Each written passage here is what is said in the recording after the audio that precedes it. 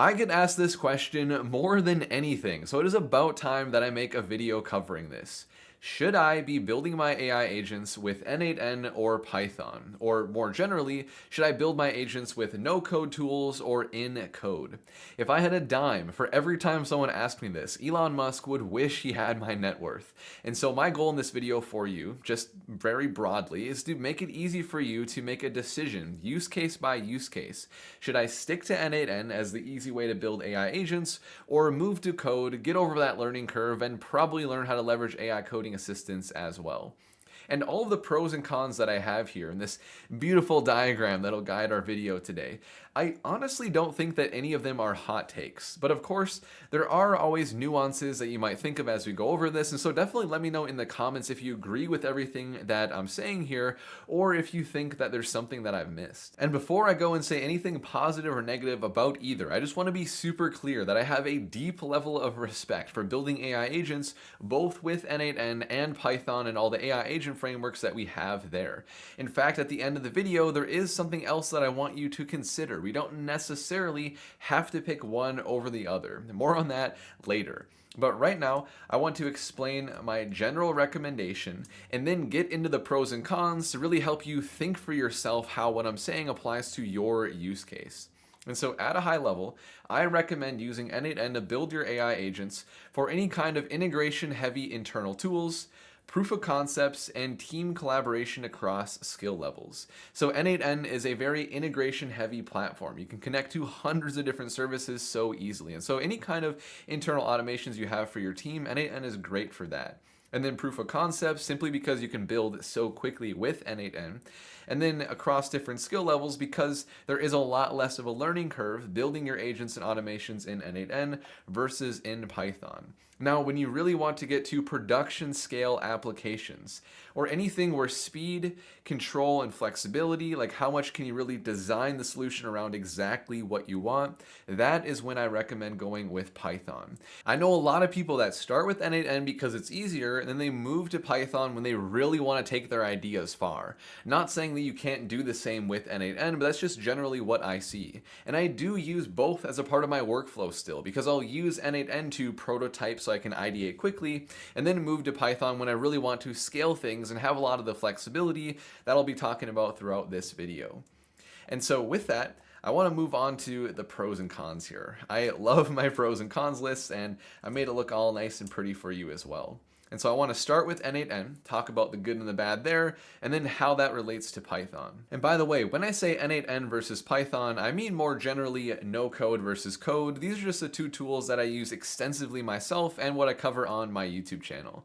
So starting with n8n, it is both very easy to get started, the learning curve is quite small, and it is a beautifully visual agent builder. So I've got a workflow up just as an example to talk about here. When I'm building with n8n, it feels like I have this canvas. It's like an art form to create my AI agents and automations. I just love how easy it is to connect my different nodes together. I can visualize the tools I have connected to my agent, for example. You definitely don't have this kind of experience when you're working with code instead. And of course, you've got your hundreds of integrations and thousands of templates to help you get started. One of the things that n8n makes so easy is integrating with your different services, like my database with Postgres or Google Drive. I just go in here, I can pick from the hundreds of different integrations that we have, and then it walks me through setting up my credentials, and then boom, I'm good to go for each service in just a couple of minutes. And it's not that easy to do with code. A lot of times you find yourself rebuilding the same integrations that other people have thousands of times because it isn't just a node you can drag into your workflow. And speaking of leaning on other people, there's also thousands of templates for us to use in the n8n template library. No matter what you want to build or the service you want to integrate with specifically, you'll probably find something here to help you get started so you don't have to start anything from scratch. And that's part of what I do with my YouTube channel as well, is sharing these templates like this one for an agentic RAG agent with knowledge graphs so that you have a place to start from. This isn't the end goal, but this is a template for you to build on top of and customize to your use case. And so there's a lot of things out there to help us do that with n8n. And also, for a no-code platform, n8n scales extremely well because of something called queue mode. That's definitely more advanced. I'm not going to cover that in this video extensively, obviously, but like for a no-code platform, n8n scales to thousands of users quite well. And also, I definitely have to call out that n8n is open source and self-hostable, which also means we can build our AI agents to run completely locally if we're working with sensitive data or just want a very secure environment. And so I have always appreciated n8n a lot for that. So a lot of high praise for n8n. It really is an incredible platform, but there are unfortunately some cons that we have to cover here. First of all, n8n is 100% open source and self-hostable, but that doesn't mean that it's free for you to commercialize your workflows. You have to pay a license fee. Now, I'm not going to do a cost breakdown right now, but definitely go research that if it applies to you. Just know that this is a big reason that I use n8n for internal tools and proof of concepts, because I'm not commercializing either of those. Also, with n8n, we hit what I call the no-code performance and no-code integration box. So for performance, there is an overhead for these no-code platforms. With these node builders, they're never going to be as efficient as directly running code. Even with a language like Python that is generally considered to be one of the slower languages, it still has a lot better efficiency compared to n8n. And then what I mean by the integration box is we are boxed into the integrations that n8n supplies us. And sure, it's pretty fantastic how many there are overall, but it's going to get to that point where you find that one tool that you really want to use, but it's not there in the integration list, and so you have to build the integration yourself, typically with an HTTP request node. But that gets more complex, and oftentimes, especially because of AI coding assistance, at that point, it's easier to just code the solution. And even for the integrations that are there for you, they don't always have what you need.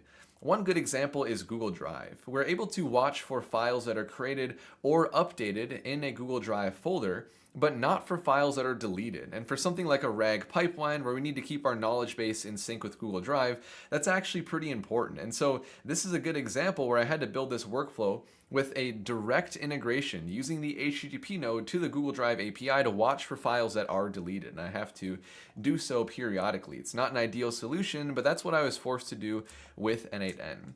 And kind of going along the same lines here, when you can't do something in n8n, a lot of times you'll resort to using code nodes, which, don't get me wrong, it's fantastic that n8n gives this to us so we can inject code anywhere in our workflows when we need some more customizability, but these code nodes are not very efficient, and because of security reasons, you're very limited to the libraries that you can import into the JavaScript or Python code nodes. And so they're fantastic, they solve the problem they aim to solve, but they're never going to be ideal. And I see these workflows all the time where they end up just being half code node, and it's like, come on man, why didn't you just code the solution in the first place?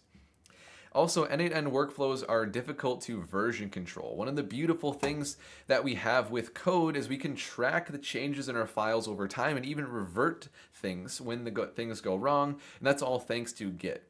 Now, we can just throw the JSON workflows for n8n in our Git repository, but JSON diffs are pretty ugly. Not to get too technical here, it's actually quite difficult to really see what has changed in your workflow over time, and it's kind of unideal because you have to translate things between Git and then like bringing it back into GitHub when you want to revert something or see what you had in a previous version. And then last but not least, n8n does not work very well for large files, which is especially important for your RAG AI agents. I have had n8n choke even with 20 megabyte PDF files, bringing it through something like a RAG pipeline. And that's even if my machine hosting n8n definitely has enough memory, because there's a separate problem with node buffering. And generally what I've seen in the n8n community is, especially once you get to 200 megabytes for your files, n8n is going to choke so bad. And you can handle tens, hundreds of gigabytes easily in your Python code as long as you have the memory in your machine to handle that. So that's n8n at a high level. There are definitely cons to code as well, so I want to cover that too. So moving over to code now, I'm going to start with the cons with Python here. First of all, we obviously have a higher learning curve, even with the help of AI coding assistants, which I cover so much on my channel nowadays. you still need to validate the code, and so it's important for you to understand Python, or really whatever language or AI agent framework you're working with. And so it does take more to get yourself comfortable. And also, there is a higher chance of security issues. You need to know your stuff more. So, kind of related to the higher learning curve, but security I wanted to call out specifically because there's a lot that n8n handles for us with security because they manage the credentials, they help us set up the credentials like I showed earlier, and so you have to worry about that less. Also, one of the biggest things with n8n is they give us the integrations ahead of time. We don't have to set up things ourselves unless we're hitting the integration box. With code, that's different. Even if there are a million developers that have already set up a Google Drive integration, a lot of times you'll find yourself rebuilding it from scratch because there's no clear, here's your node to dump into your workflow like we have with n8n. And then last but not least, code can often be very difficult to visualize. There are some tools to help this.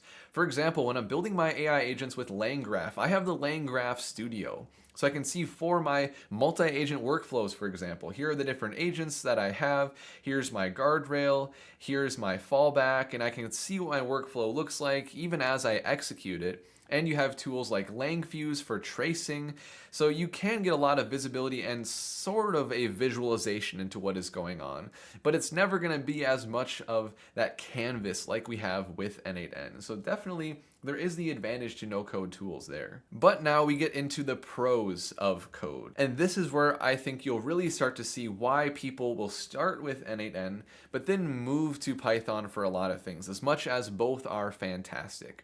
Because Python is where you have full control and customizability. There are limitations you'll hit with no-code tools where there's just nothing you can do, because when you have the code, that's when basically every possibility is open to you. Just to give one really quick example here, in n8n, there isn't actually the idea of parallel execution. You can set up your workflow in a way where it will run two different things, but these will end up running simultaneously, even though the workflow builder kind of makes it look like they're going to run in parallel.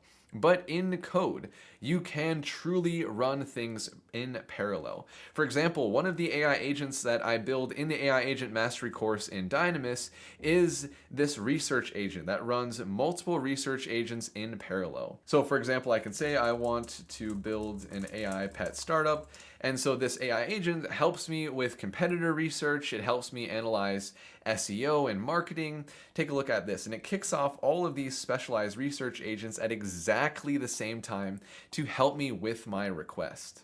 And you can't do this in n8n. It's just not possible. But with Python and any programming language, we're able to do parallel execution. So not only is it faster because the language itself is faster than a no-code tool, but also we're able to do things like parallel execution. Also token streaming, like you're seeing right here, is another thing we can't do in n8n. So just showing you a really good example of a couple of random things, you'll see this quite a bit, where we have a better user experience, a better speed, thanks to everything being in code. And going back, we got the better performance, kind of like I've already covered. Also access to top open source AI tools and libraries. All these things that I've covered on my channel, like Graffiti for knowledge graphs, Dockling for RAG.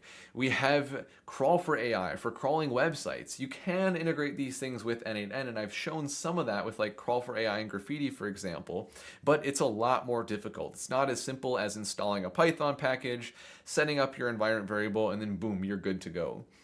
And then the big thing that I mentioned a couple of times already is being able to use AI coding assistants, because they are getting so powerful, especially tools like Codex and Claude Code right now. You can build things so quickly that part of the advantage of n8n being easier to build things, that's starting to diminish just thanks to AI coding assistants.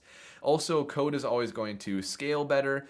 Even though Q mode is really nice for n8n, we can also run our agents locally, so everything can be open source with Python, assuming you're using the right tools. But then also there's no license concerns, also assuming you are using the right tools. And then of course we've got version control with Git, So it's just a lot easier to manage our different environments, having backups, and being able to revert to different versions of our code, the kinds of things that it's just not as realistic with our no-code tools. So there you go. That was a lot of detail on the pros and cons of both, but I wanted to be very specific for you so that you can take what I said here, think for yourself how it applies to your own use cases, make the decision for you.